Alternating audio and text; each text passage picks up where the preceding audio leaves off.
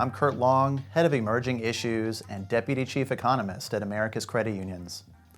This month's economic update focuses on the latest developments in the labor market.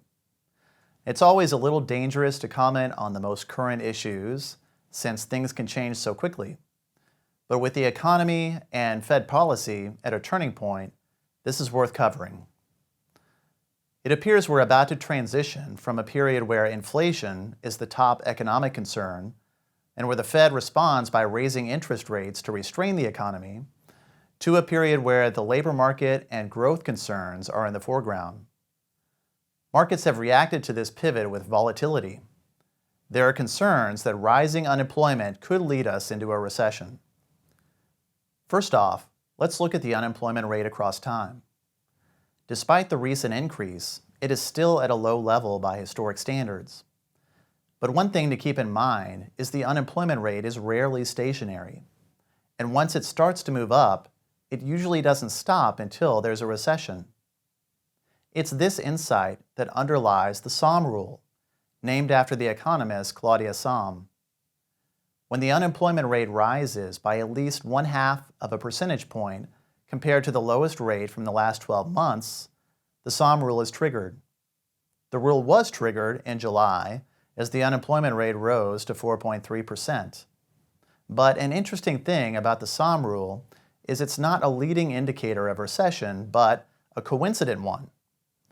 That means that once it's triggered, it does not mean that we're headed for a recession.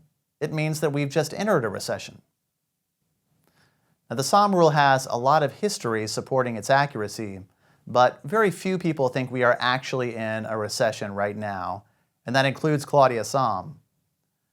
Real GDP is growing at around 2.5%, but the threat of a recession is growing. Now, it isn't just the unemployment rate that is showing signs of weakness within the labor market. Although layoffs remain low, hiring has slowed dramatically. That has resulted in far fewer workers changing jobs, and those looking for work are having a much harder time finding it. 2 years ago, 30% of unemployed workers found a job by the following month. But that figure has gradually dropped to 26%, which is below where we were in 2019. And despite these troubling developments, plenty of observers remain optimistic that the recent labor market slide is temporary and that it will level off at a relatively comfortable level, allowing the current economic expansion to continue. One big reason is that while the unemployment rate is rising, the employment rate, that is the share of the population that is employed, is steady. In fact, over the past 6 months, the unemployment rate has risen, but so has the employment rate. Those two things tend to move in opposite directions, but not this time. This suggests that a big reason behind the rise in the unemployment rate is growth in the labor force. Although it might not be ideal that new entrants into the labor force are struggling to find work, that's a different situation than one where existing workers are losing jobs. Luckily, layoffs remain very low, and initial unemployment claims data are not giving us reason for concern like the unemployment rate. It appears most of the rise in the unemployment rate is occurring among workers who are not eligible or who are not applying for unemployment insurance. But the more important thing the claims data confirms is that the labor market is very static right now. There's very little hiring, firing, or job hopping. For employers in interest rate sensitive sectors, that seems likely to change if and when the Fed cuts rates. Credit unions would certainly qualify in that category. Credit union employment tends to follow the credit cycle. With the decline in loan demand over the past couple of years, credit union employment growth has slowed dramatically. But we're already getting some early indications that borrowers are taking notice of the latest drop in mortgage rates.